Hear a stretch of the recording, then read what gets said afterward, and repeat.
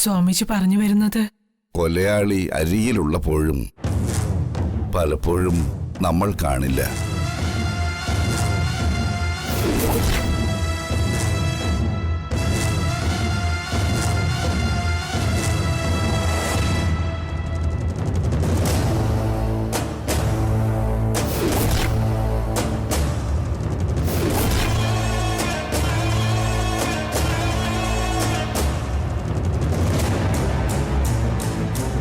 കുറ്റം ചെയ്യാത്തവരെ സംശയിച്ചുകൊണ്ടേയിരിക്കും.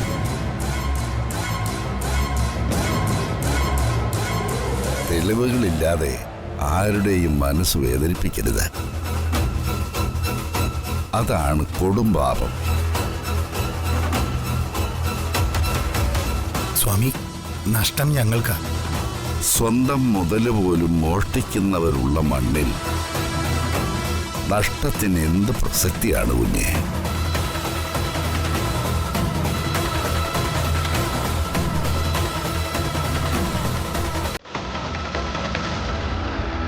നഷ്ടപ്പെടുന്നത് വിശ്വാസങ്ങളും മനസ്സുമാണ്.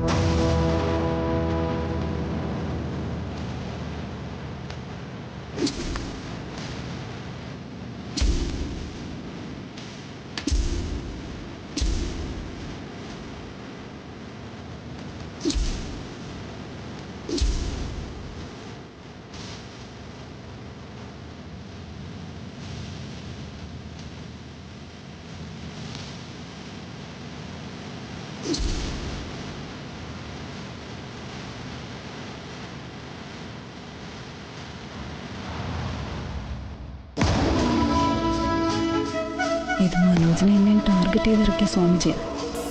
കൂലിക്കെടുത്ത ആളായിരിക്കും. അമ്മയായിരിക്കും ഇതിൻ്റെ പിന്നിൽ. ആ വന്ദനയ്ക്ക് ഗുഡ് സർട്ടിഫിക്കറ്റ് കൊടുക്കാൻ. അതെ, അമ്മയുടെ ആള് തന്നെയാവും. അതെ, അമ്മ. ഞാൻ അമ്മയുടെ ആള് തന്നെയാണ്. ലോകത്തെ കാക്കുന്ന സാക്ഷാൽ അഖിലാണ്ടേശ്വരിയാണ് ആ അമ്മ.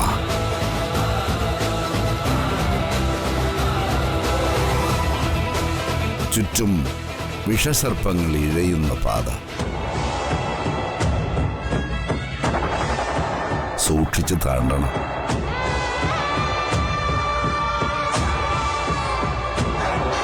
ധൂളിയും ധൂപങ്ങളും രണ്ടും നാശം വിതയ്ക്കും.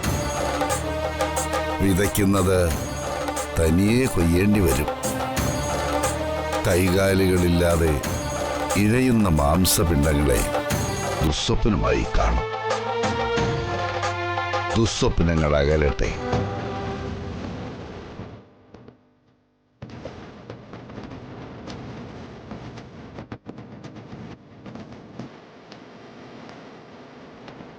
സ്വാമിജി, ഈ വീട്ടില് വന്ദനയുടെ കാര്യത്തില് എല്ലാവർക്കും സങ്കടം. ഇതുവരെ വന്ദനയ്ക്കൊരു തായ്ഭാഗ്യം ഉണ്ടായിട്ടില്ല. അസംബന്ധം.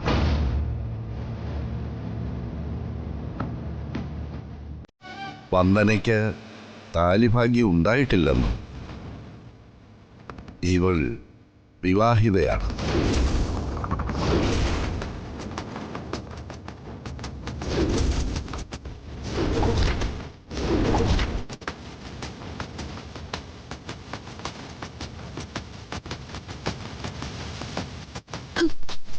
സ്വാമി, അതെ, വന്ദന സുമംഗലിയാണെന്ന്.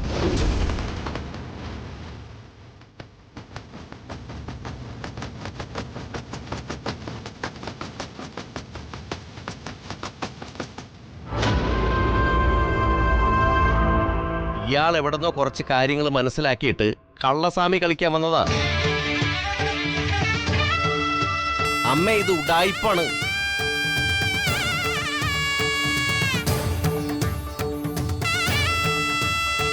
പ്രകാശേട്ടാ, വെറുതെ ആവശ്യമില്ലാത്തത് പറഞ്ഞ് ശാപം പിടിച്ചു വെക്കരുത്. സ്വാമി, ഈ ദിയമോള് വന്ദന പ്രസവിച്ച കുഞ്ഞല്ല, അവളുടെ വളർത്തുമകളാ. അതറിയാം. കല്യാണ മണ്ഡപത്തിൽ വെച്ച് ഏറ്റെടുത്ത കുഞ്ഞ്.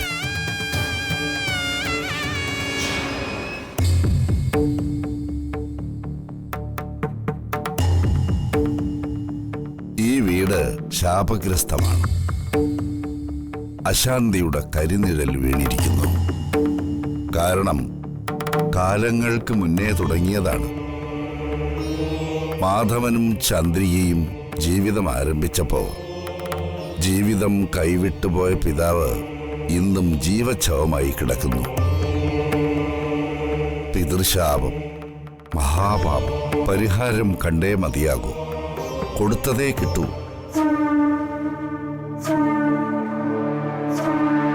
അന്ന് പിതാവിന് കൊടുത്ത വേദനയാണ് കാലങ്ങൾക്കിപ്പുറം ഏറ്റുവാങ്ങേണ്ടി വരുന്നത്. പരിഹാരകർമ്മം ചെയ്യണം.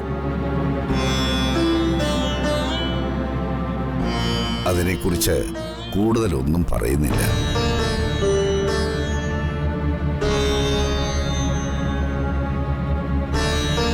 മാധവൻ നായരും ചന്ദ്രികയും കൂടി മുന്നോട്ടുള്ള യാത്രയിൽ ഈശ്വര സാന്നിധ്യം ഒപ്പമുണ്ടാവും. തടസ്സങ്ങൾ ഉണ്ടാകുമ്പോഴൊക്കെയും ഒരു രക്ഷകൻ സഹായത്തിനെത്തും. എന്നാ പിന്നെ യാത്ര പറയുന്നില്ല.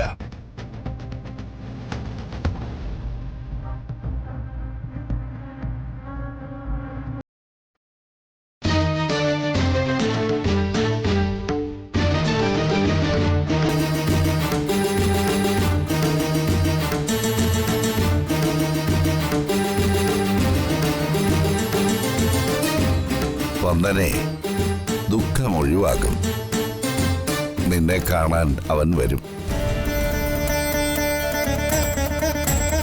താമസമില്ല. അവൻ തന്നെ അത് വെളിപ്പെടുത്തും. സ്വാമി, ഭയക്കണ്ട. ദുഷ്ടനോ നീചനോ അല്ല. ഹൃദയത്തിൽ കന്മദം പൊഴിക്കുന്നവൻ. ആരും പ്രതീക്ഷിക്കാത്ത ഒരു ദിനത്തിൽ ഞാൻ വീണ്ടും വരും.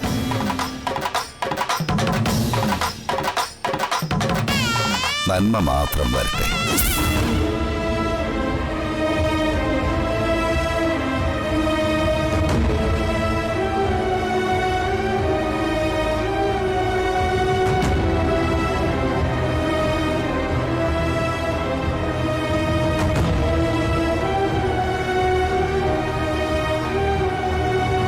മോളെ, നീ പഴയതൊക്കെ ഓർത്ത് കരയാൻ നിൽക്കണ്ട.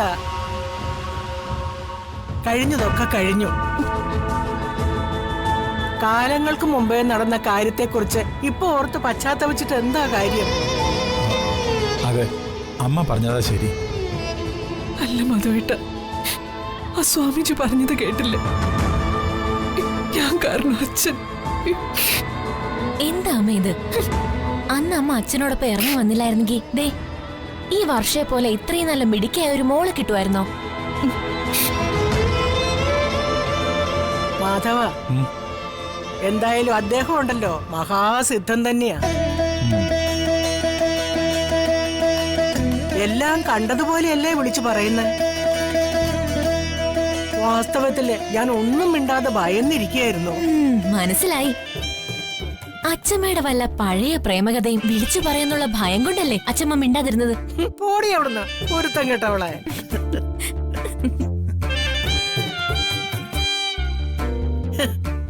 എനിക്ക് ഒരു ഭയവും ഇല്ലായിരുന്നു. ഉപ്പ് തിന്നവര് വെള്ളം കുടിച്ചാ മതിയല്ലോ.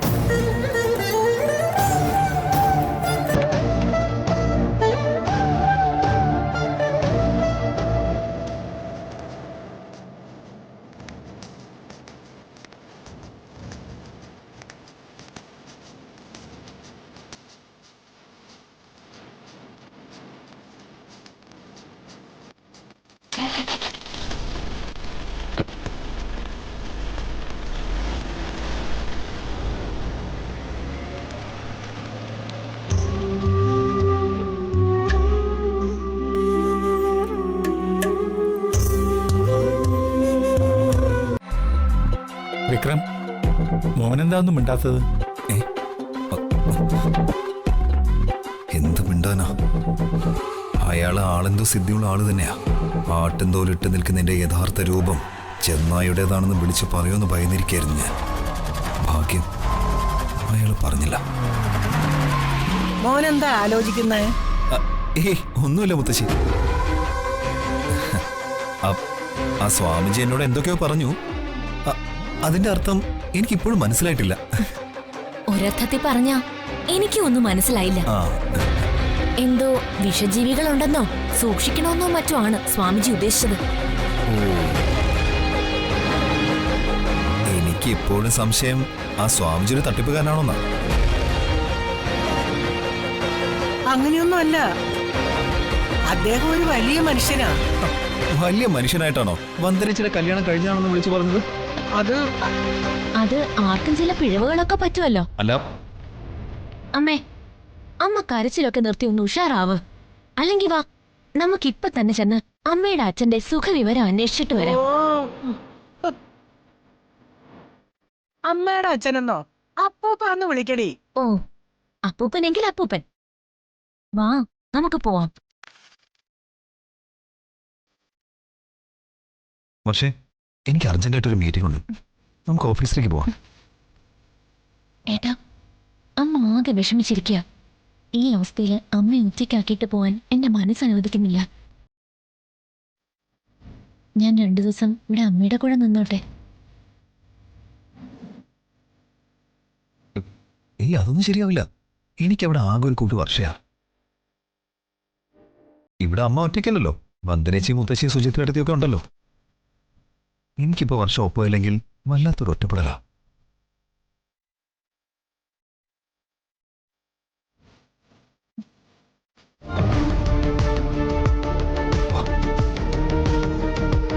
ആ മോളെ, മോള് വിക്രമനൊപ്പം പൊയ്ക്കോ. ചന്ദ്രികയെ ഞങ്ങൾ സമാധാനിപ്പിച്ചോളാം. അമ്മേ, എന്നാ ഞങ്ങളങ്ങോട്ട് പോയിട്ടു പോയിട്ടു ആ മോളെ. എന്നാ ഞങ്ങൾ ഇറങ്ങിയ ശരി.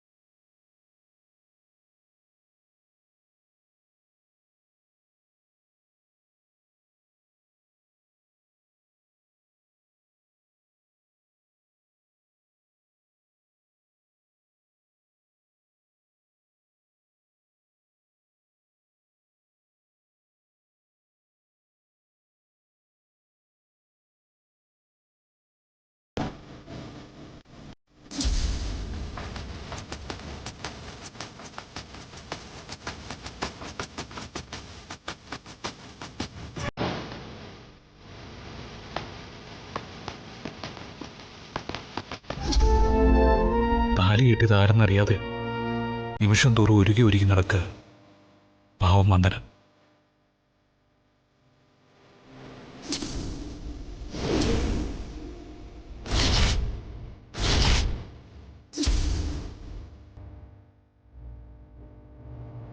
മോനെ, എന്താ മോനെ നീ ആലോചിക്കുന്നേ? ഒന്നുമില്ലമ്മേ. എങ്കി മോൻ വേഗം ഒരുങ്ങി റെഡിയായി വാ. എന്തിന്? നമുക്കൊരു സ്ഥലം വരെ പോകാനുണ്ട്. എവിടെ? ജോൽസിനെ കാണാൻ. ജോൽസിനെ കാണാനോ? അതേടാ, വടക്കേ മനയിലെ ദാമോദരൻ നമ്പൂതിരിയെ കാണാൻ അപ്പോയിന്റ്മെന്റ് എടുത്തിട്ടുണ്ട്. നീ വേഗം റെഡിയാവ്. അല്ല, ഇപ്പോ ജോൽസിനെ കാണേണ്ട കാര്യം എന്താ? എടാ, നീയും നീലിമയും തമ്മിലുള്ള കല്യാണത്തിന് ഡേറ്റ് കുറിക്കാൻ പോവാ.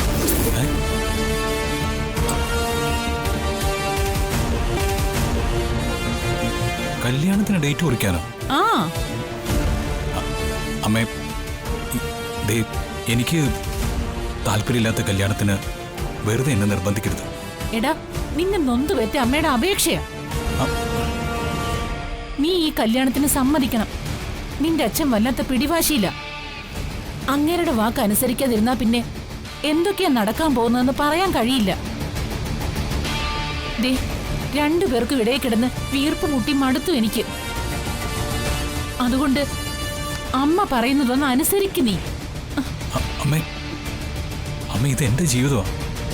അത് ആർക്കും വേണ്ടി നശിപ്പിക്കാൻ എനിക്ക് പറ്റില്ല. എന്റെ കല്യാണകാര്യത്തിൽ എന്റെ ഇഷ്ടത്തിനാണ് നിങ്ങൾ പ്രാധാന്യം കൊടുക്കേണ്ടത്. നീ ഒന്നും പറയണ്ട.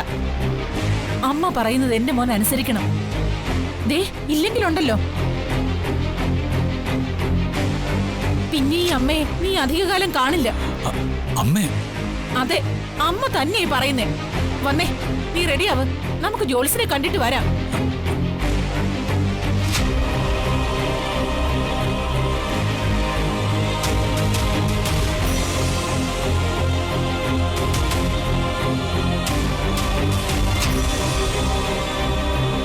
അമ്മ എന്തെങ്കിലും കടുക്കൈ കാണിച്ചാൽ പിന്നെ ജീവിച്ചിരുന്നിട്ട് കാര്യമില്ല. ഒരു വടക്കേ മനയിൽ ദാമോദരൻ നമ്പൂതിരി.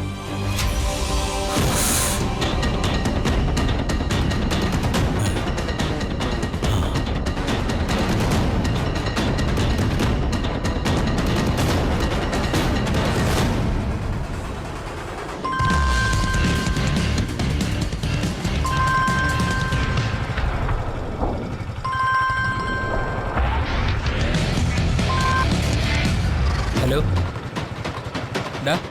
ഞാൻ നിന്നെ കുറിച്ച് ഇപ്പോൾ ആലോചിച്ചതേ ഉള്ളൂ. നിനക്ക് 100 ആയിട്ടാ. ആ, ആയുസൊക്കെ അവിടെ നിൽക്കട്ടെ. ഞാനൊരു അത്യാവശ്യ കാര്യം പറയാൻ വിളിച്ചേ. അത്യാവശ്യ കാര്യം? എന്താടാ, അവിടെ വല്ല പ്രശ്നമുണ്ടോ? ആ, ഉണ്ട്. നീലിമയും ഞാനും തമ്മിലുള്ള കല്യാണത്തിന് മുഹൂർത്തം കുറിക്കണമെന്ന് പറഞ്ഞ് പിടി വീണിരിക്കുക. ജോത്സ്യനെ കാണാൻ ഞാനും ഒപ്പം ചെല്ലണമെന്ന്. അത്രേ ഉള്ളൂ? അതൊക്കെ പതിവുള്ള കാര്യമല്ലേ. എന്തെങ്കിലും ഉടായ്പ പറഞ്ഞ് നീ മുങ്ങാൻ നോക്കും. ഏയ്, അത് പറ്റില്ല. ഇത്തവണ കുറിപ്പ് വാളും കൊടുത്ത് അയച്ചിരിക്കുന്നതേ അമ്മയുടെ കയ്യിലാണ്. അനുസരിച്ചേ പറ്റൂ. അതും നല്ല മൂർച്ചയുള്ള സെന്റിമെന്റ്സാ അമ്മ എടുത്ത് വീശുന്നത്. എന്നാ പിന്നെ അതനുസരിക്കും. എടാ, രക്ഷപ്പെടാൻ എനിക്കൊരു ഐഡിയ തോന്നുന്നു. വടക്കേ മന ദാമോദരൻ നമ്പൂതിരിയാണ് കാണാൻ പോകുന്നത്. നീ എത്രയും പെട്ടെന്ന് ആ ജോത്സ്യരെ പോയി കാണണം. ഞാൻ ജോത്സ്യരെ കണ്ടിട്ട് എന്താ കാര്യം? എത്രയും പെട്ടെന്നൊരു മുഹൂർത്തം കുറിപ്പിക്കാനാ അച്ഛനമ്മമാരുടെ പദ്ധതി. അത് നമ്മൾ പൊളിക്കണം. എങ്ങനെ പൊളിക്കേ?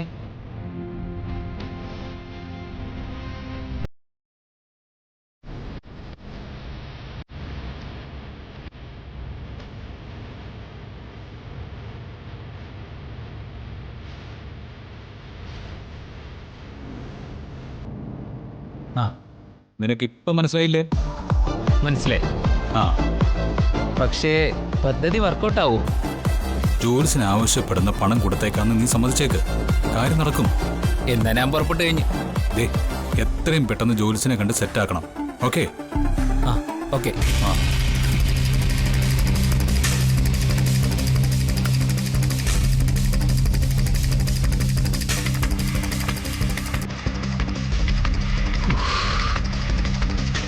ഇനി ഈ ജഗൻ ഒരു കളി കളിച്ച് നോക്കട്ടെ. ഇതിൽ നിന്ന് രക്ഷപ്പെടാൻ അതേ ഉള്ളൂ വഴി. പന്ത്രേ ഞാൻ താലി കെട്ടിയ വിവരം അവൾക്ക് പോലും അറിയില്ല. അവള് എൻ്റെ ഭാര്യ.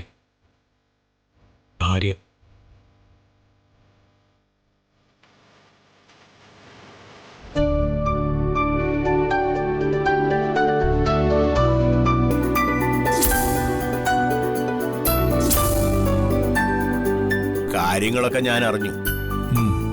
വിക്രത്തിനെ പോലെ ഒരു മരുമോനുള്ളത് നന്നായി.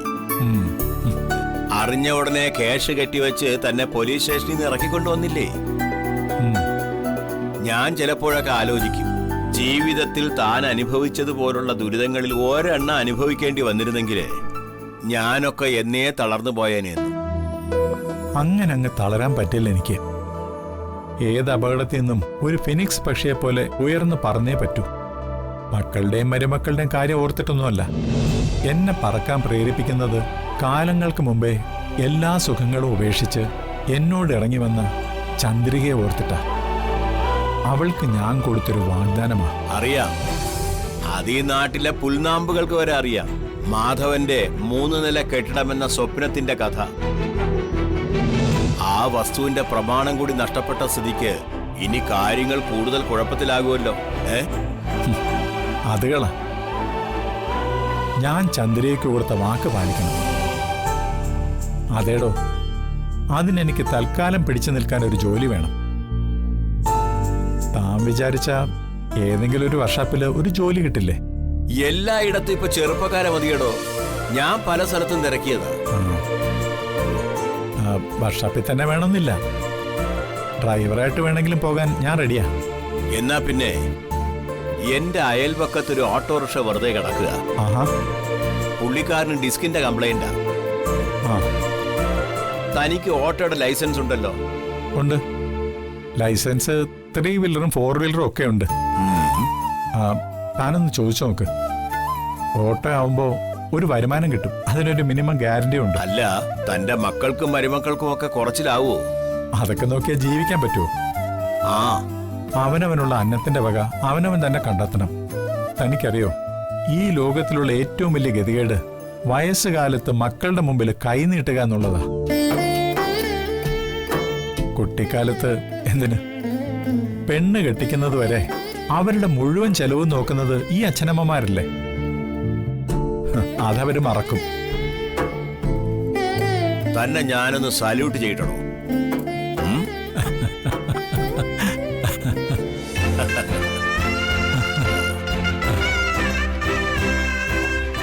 കളിക്കൂട്ടുകാരൻ, ചങ്ങാതിയുടെ മനസ്സറിയുന്ന ഏകയാൾ. അപ്പൊ ഇനി ചോദിക്കാനും പറയാനും ഒന്നുമില്ല. തൽക്കാലം മാധവൻ ഓട്ടോ ഡ്രൈവറുടെ കുപ്പായം ഇടുന്നു.